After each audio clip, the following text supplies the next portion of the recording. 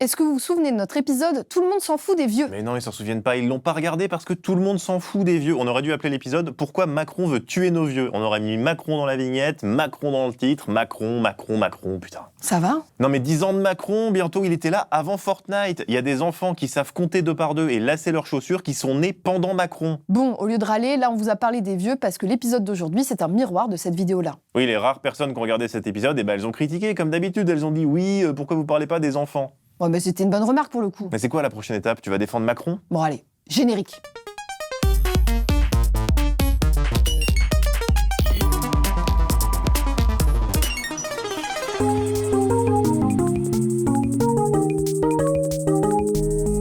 Sarah El Haïry. Ouais, allez, ça continue. Macron et maintenant c'est sous-fifre. Bon, c'est bon, tu vas nous laisser faire l'épisode ? Je vais continuer en voix off, comme ça tu pourras pas m'interrompre. Le 11 juin dernier, la haute commissaire à l'enfance, Sarah El Haïry, a annoncé le lancement d'un label « Le choix des familles », une initiative visant à mettre en avant les hôtels, campings et restaurants qui accueillent et respectent les familles, et plus particulièrement les enfants. Cette annonce, elle fait suite à la popularisation du No Kids. Des plages privées où il n'y aurait pas d'enfants.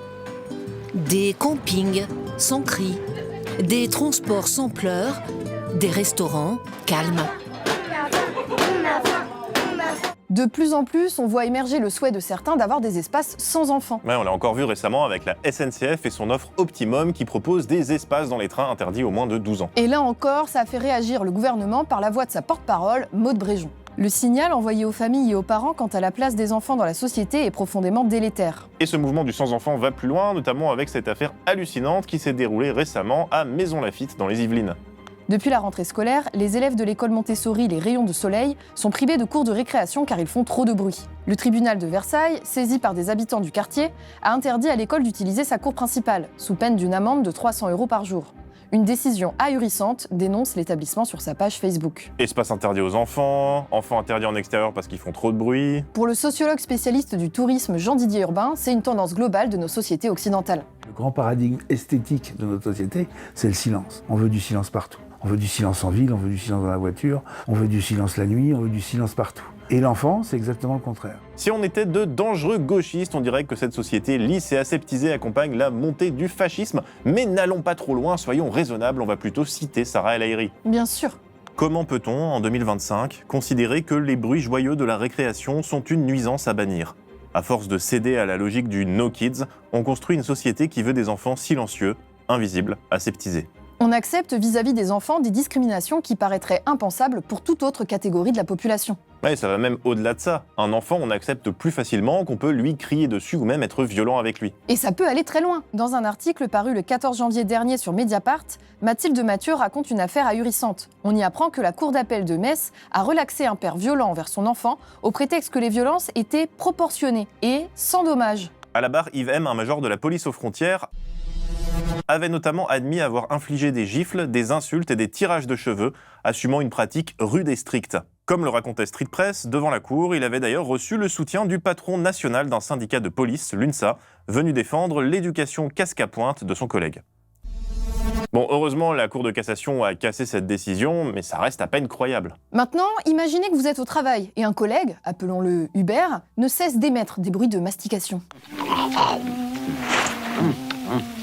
C'est insupportable. Oui, mais vous allez jamais lui dire « Hubert, je compte jusqu'à 3 », puis après lui mettre une torgnole sur les fesses, ou en tout cas si vous le faites, vous n'allez pas être excusé par le tribunal. Et c'est pas uniquement parce qu'Hubert va à la salle. Normalement, c'est pas envisageable de gérer un conflit entre adultes de cette façon. Oui, mais alors pourquoi est-ce qu'on le fait pour les enfants ? Ou en tout cas, pourquoi c'est plus largement accepté par la société ? Eh bien pour ça, il faut revenir sur l'histoire de l'enfance. Oui, parce que vous le savez, en sociologie, on aime bien déconstruire les catégories, comprendre pourquoi et comment elles ont été formées. On ne perçoit pas les enfants et l'enfance en général de la même manière qu'aujourd'hui, au 19e siècle ou au Moyen-Âge. La difficulté pour comprendre cette évolution, c'est que l'enfance n'a pas été très étudiée ni mise en avant au cours de l'histoire.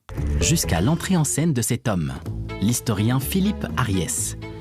Dans les années 1950 et 1960, il est le premier à s'intéresser à l'histoire de l'enfance. Alors, Ariès, il a remarqué ce manque de sources sur l'enfance, donc il a utilisé comme matériel de recherche des œuvres de fiction comme des peintures pour développer les thèses de son bouquin « L'enfant et la vie familiale sous l'Ancien Régime ». C'est un ouvrage qui a eu un succès et une influence énorme, notamment aux États-Unis. En gros, Ariès y développe la thèse selon laquelle l'enfance est une invention récente et qu'au Moyen-Âge, les enfants étaient considérés comme de petits adultes peu aimés de leurs parents, notamment en raison de la mortalité infantile. C'est une thèse qu'on retrouve dans des travaux plus récents, comme Sociologie des enfants de Martine Cour. Au XIXe siècle, ce qui faisait la valeur d'un enfant aux yeux de ses parents, c'était son utilité économique plus que les sentiments qu'il pouvait avoir pour lui. Dans les classes populaires, l'enfant était perçu comme un travailleur en puissance et une sécurité pour la vieillesse de ses parents. Dans la bourgeoisie, il était considéré comme un futur héritier. Dans ce type de relation, l'affection entre les générations n'était pas nécessairement absente, mais elle n'était pas essentielle. La valeur instrumentale de l'enfant primait sur sa valeur sentimentale. Bon, Martine Court, elle n'est pas aussi radicale qu'Ariès. Oui, la théorie d'Ariès et sa méthodologie, elles ont été pas mal critiquées depuis, notamment cette idée que l'enfant au Moyen-Âge n'était pas vraiment aimé par ses parents. Ça, c'est pas mal remis en question par les travaux modernes. Mais les travaux d'Ariès ont quand même réussi à instaurer l'idée que l'enfance était un sujet d'étude légitime. Les scientifiques considéraient l'enfance comme une constante biologique et n'avaient pas conscience qu'elle pouvait varier en fonction de l'époque, du statut social et de la culture.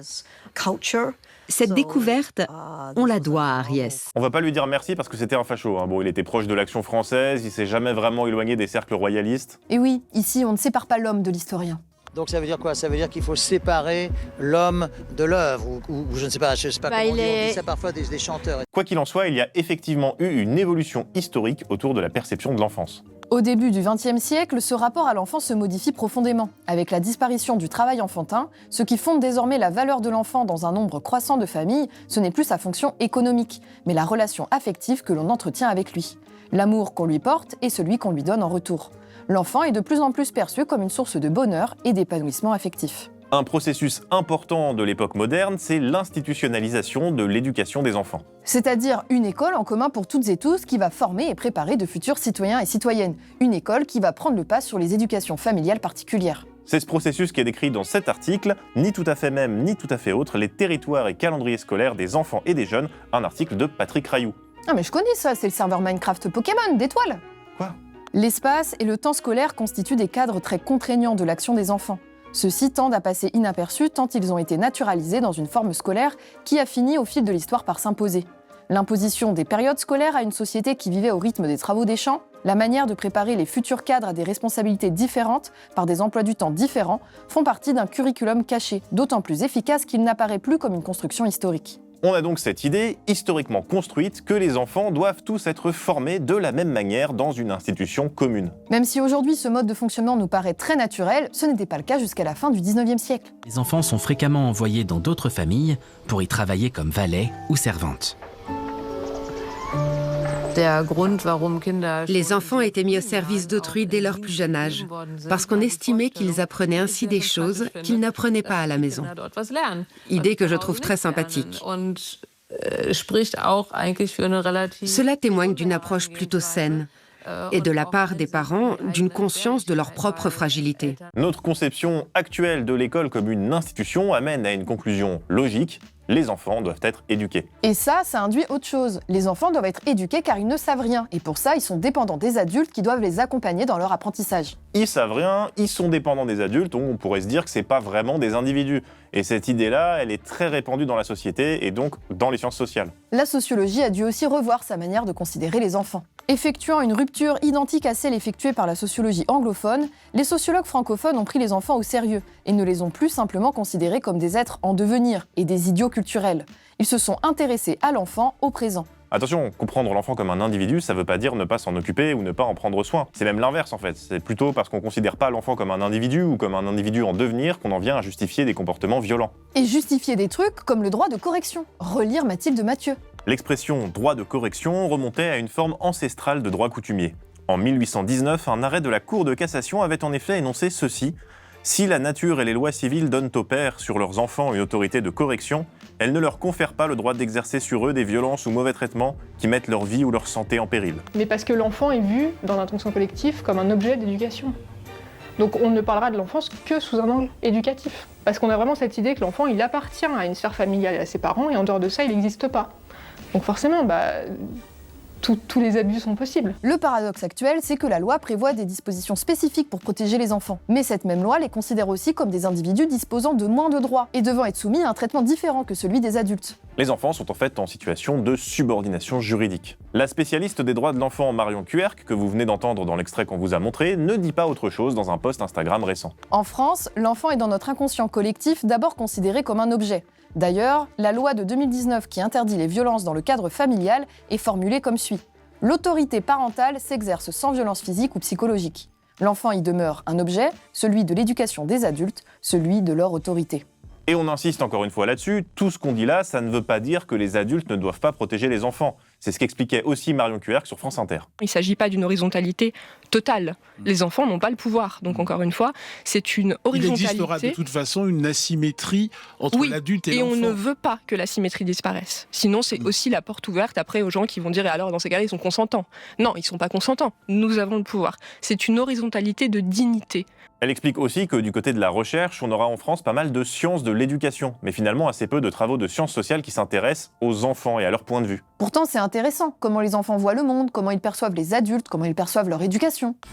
Les enfants sont des êtres humains et les adultes sont juste plus grands qu'eux. Enfin, la plupart. Elle t'a clashé là. Cette situation de l'enfant dans la société a conduit les chercheurs et chercheuses, mais aussi les militantes et militants, à construire un discours anti-autoritaire autour de l'enfance. Et la première chose à laquelle on pense quand on imagine des discours critiques vis-à-vis de la façon dont on traite les enfants, ce sont ces fameuses pédagogies alternatives. Ici, pas de tableau noir, l'enseignante est à genoux avec une poignée d'élèves pour un exercice de mathématiques, pendant que d'autres travaillent de leur côté l'orthographe ou leur exposé de sciences. À l'école Tsama, la pédagogie est à la croisée des méthodes Montessori et Freinet, deux méthodes qui s'appuient sur les envies des enfants pour l'acquisition des savoirs. Freinet, Montessori, ce sont des noms que vous avez déjà entendus, alors on va pas rentrer dans les détails, mais ça fait partie des pédagogies critiques les plus répandues en France. L'idée derrière ces écoles, c'est d'avoir un regard distancié sur le système éducatif institutionnel, en expliquant que l'école traditionnelle est trop cadrante et trop contraignante pour les enfants. Dès que vous allez dans des écoles où on met en place des pédagogies critiques, on se rend compte que, par exemple, les enfants n'ont pas du tout besoin d'un emploi du temps. Un enfant sait parfaitement organiser ses activités et son travail. Cette critique, elle s'est construite autour de l'idée que cadrer et contrôler les enfants, ce n'est pas plus légitime que de le faire pour des adultes. On pense évidemment à Michel Foucault, un philosophe français très connu pour ses travaux notamment sur la prison et les rapports de pouvoir, et globalement sur toutes les institutions qui gèrent les individus dominés dans la société, une analyse qu'il a principalement développée dans un ouvrage célèbre paru en 1975, Surveiller et punir. Il a donc parlé des prisons, des hôpitaux psychiatriques, mais aussi des écoles comme des lieux de domination et de coercition. L'enseignant, c'est celui qui dit, écoutez, voilà, il y a un certain nombre de choses que vous ne savez pas, mais que vous devriez savoir. Ça comporte donc une première étape qui est celle que vous appellerez de la culpabilisation, si vous voulez. Bon, deuxièmement, ces choses que vous devez savoir, moi je les sais et je vais vous les apprendre. Et c'est le stade de l'obligation. Foucault et ceux qui l'ont suivi considèrent donc les enfants comme une classe dominée. Le philosophe de l'éducation Sébastien Charbonnier ne dit pas autre chose dans son ouvrage La fabrique de l'enfance. Et si on commence à parler des enfants comme une classe d'opprimés, on va très vite avoir, en tout cas, on risque d'être confronté à un réflexe de susceptibilité qui, je le dis au passage, est un réflexe assez courant chez les dominants, de prendre pour soi. C'est-à-dire de finalement transformer une analyse qui se veut une analyse en termes de rapport, en termes de systémique dans une société, en quelque chose de je fais de mon mieux, j'essaye de bien faire, etc., etc. C'est vrai que c'est une thèse radicale qui n'est pas évidente à présenter. Oui, mais il y a plein de choses dans les rapports adultes-enfants qui sont aussi normalisées et qui relèvent pourtant de la coercition, de la domination. J'ai lu plusieurs ouvrages sur l'éducation et tous conseillaient de faire en sorte que nos enfants soient en bonne santé, heureux et qu'ils réussissent. Pour cela, on sous-entendait qu'il était important de leur répéter ce qu'ils devaient faire ou ne pas faire. Et là, je me suis dit, mais qui aurait envie d'être sous surveillance permanente ? Les militants parlent notamment d'infantisme pour désigner ce rapport de domination. Alors ça, c'est un terme qui s'est développé aux États-Unis dans les années 70. Et on trouvera aussi le mot adultisme, qui est beaucoup employé en France. Sébastien Charbonnier, lui, il parle de domination par l'ancienneté. Parce que c'est vraiment une domination qui va jouer sur la relativité des places liées à l'âge. Ce qui veut donc dire que c'est évidemment, malheureusement, une domination qui continue à produire des effets entre adultes. On pourrait penser, il y a énormément de travaux sur l'organisation du travail, par exemple, les rapports aux stagiaires, aux personnes qui sont en formation en alternance, comment est-ce qu'on va plus facilement les humilier, les sous-payer, leur donner des tâches à faire sans commune mesure avec leur formation. Le terme domination par l'ancienneté permet aussi d'analyser les rapports de pouvoir au sein du groupe des enfants, mais entre des enfants d'âge différents. Le 16 septembre 2025, un rapport concernant les violences sexuelles commises par des mineurs a été remis au gouvernement. Dans leur globalité, les agressions sexuelles concernent majoritairement des personnes âgées de moins de 18 ans. Mais il faut quand même noter que 30% de ces agressions sont commises par des mineurs bien souvent eux-mêmes victimes. Et ça, c'est le fruit d'un système, comme le rappelle Claire Bourdi du collectif Enfantiste. Toutes les violences sexuelles, les violences physiques et les violences psychologiques, c'est un système qui fait partie de l'éducation et qui paraissait, c'était la norme en fait. C'est quelque chose qui a été véhiculé depuis des siècles et des siècles. C'est toute notre histoire. L'homme est maltraité, maltraite ses enfants depuis une éternité. Mais bien d'autres rapports de domination traversent le groupe social des enfants. Mais vous pensiez y échapper, mais vous n'y échapperez pas. Dans chaque épisode de Contraste, on vous parle des rapports de domination internes au groupe dont on vous parle. Vous devriez le savoir à force. Les rapports de domination se construisent très tôt. La recherche montre que les stéréotypes de genre se construisent dès la maternelle. L'école maternelle constitue un lieu de socialisation central dans la construction des inégalités entre les filles et les garçons. D'une part parce qu'elle véhicule et transmet aux enfants des normes liées au rôle et aux attentes de l'institution scolaire en matière de comportement et d'aptitude des filles et des garçons. D'autre part parce que dans le même temps où il découvre l'institution scolaire et apprend le métier d'élève, le jeune enfant construit son identité sexuée et affirme son appartenance à un groupe de sexe. Très vite, dès la maternelle, les chercheurs et chercheuses se sont rendus compte que les petites filles aidaient déjà plus à ranger, ou alors qu'elles prenaient moins de place dans la cour de récréation. Il en est de même pour la situation des enfants handicapés, que ce soit vis-à-vis des adultes en général ou par rapport aux enfants valides. Les enfants handicapés sont davantage victimes que les enfants valides, mais ils sont aussi davantage victimes que les adultes handicapés. C'est une double domination. Par exemple, les enfants en situation de handicap ont 3 à 4 fois plus de risques d'être victimes de violences sexuelles.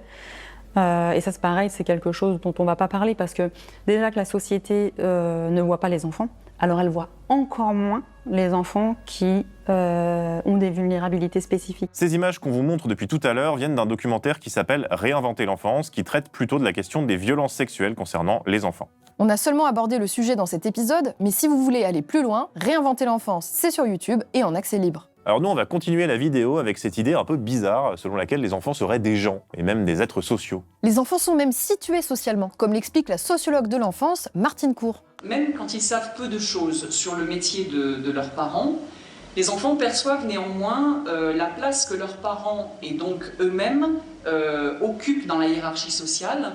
Et cette perception de qui ils sont socialement et qui ils sont par rapport aux autres oriente la façon dont ils interagissent avec les autres. Et ça a un impact sur leur vie dès le plus jeune âge et même dans des situations banales du quotidien comme un rendez-vous chez le médecin. C'est ce qu'a observé la sociologue états-unienne Annette Larreau dans son ouvrage Enfants inégales, cité ici par Martine Cour. Elle montre une différence de comportement très frappante entre un petit garçon issu de classe supérieure, sa mère est cadre supérieur dans le privé, son père est avocat, et un autre petit garçon issu des classes populaires précaires, sa mère est divorcée et vit exclusivement des aides sociales, et son père est mécanicien. Et elle décrit les interactions donc, de chacun de ces deux petits garçons avec le médecin. Le premier petit garçon manifeste une très grande aisance à l'égard du médecin. Il n'hésite pas à lui poser des questions. Donc le médecin lui pose des questions, lui il pose des questions en retour au médecin. Il plaisante avec le médecin. Dans certains moments de l'entretien, il le contredit. Le médecin dit quelque chose, il le contredit. Et enfin, à un moment dans l'interaction, il interrompt le médecin pour dire ce que lui, il a dit. Ah, les enfants de droite. Mais non, on dit enfants issus des classes supérieures. Oui, pardon. Le deuxième petit garçon se montre à l'inverse très intimidé. Il parle à voix basse pendant tout l'entretien. À aucun moment, il ne regarde le médecin dans les yeux. Il répond aux questions qu'on lui pose de manière systématique par monosyllabe et à aucun moment il ne pose de questions en retour au médecin. Ces différences sociales qui apparaissent très tôt se traduisent évidemment par des inégalités dans le rapport à l'éducation, au système éducatif. On pourrait se dire qu'une des solutions à ces inégalités, c'est les modes d'éducation alternatifs anti-autoritaires qu'on vous a présentés. Mais en fait, c'est pas si simple. Comme on le voit avec les adultes, l'idée de laisser plus de liberté aux enfants sans penser les rapports de domination, c'est juste reproduire l'ordre social. Oui, c'est ce qu'explique Ghislain Leroy dans son ouvrage « Sociologie d'une pédagogie alternative ». Quant à Ghislain Leroy, il montre que la pédagogie du dialogue et de la douceur, incitation douce, dialogue pour convaincre l'enfant du bien fondé des objectifs éducatifs, etc., souvent à l'œuvre dans des pédagogies inspirées de l'éducation nouvelle qui ont cours à l'école maternelle, peut être un moyen pas moins efficace que les approches plus ouvertement directives d'aboutir à l'ordre scolaire souhaité, sorte de main de fer dans un gant de velours. Envers l'enfant, le message peut alors être « Au fond, toi aussi tu veux cette pédagogie ». Donc oui, il n'y a pas vraiment de solution miracle pour l'éducation des enfants.